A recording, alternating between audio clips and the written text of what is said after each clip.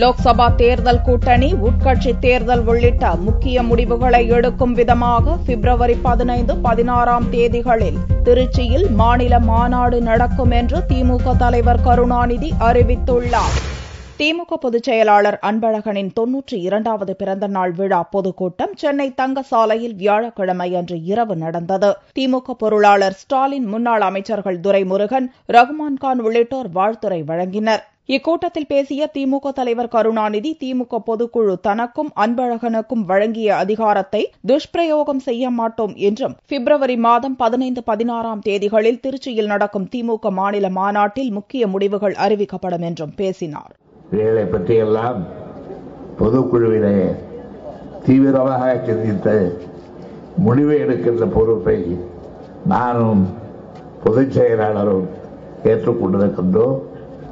அந்த முடிவை எடுப்பதற்கான அதிகாரத்தை பொதுக்குழு எனக்கும் நம்முடைய பொதுச் செயலாளருக்கு வழங்கியிருந்தாலும் கூட நாங்கள் எப்பொழுதும் அதிகாரத்தை துஷ்பிரயோகப்படுத்துகிறவர்கள் அல்ல.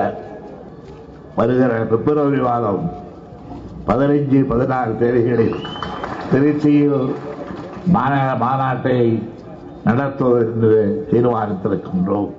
திருச்சியில் திமுக எடுத்த எந்த முடிவும் வீண் போகவில்லை என்றும், அங்கு எடுக்கப்பட்ட முடிவின் அடிப்படையில்தான் முதன்முறையாக திமுக பொதுத் தேர்தலில் போட்டியிட்டது என்றும் கருணாநிதி தெரிவித்தார்.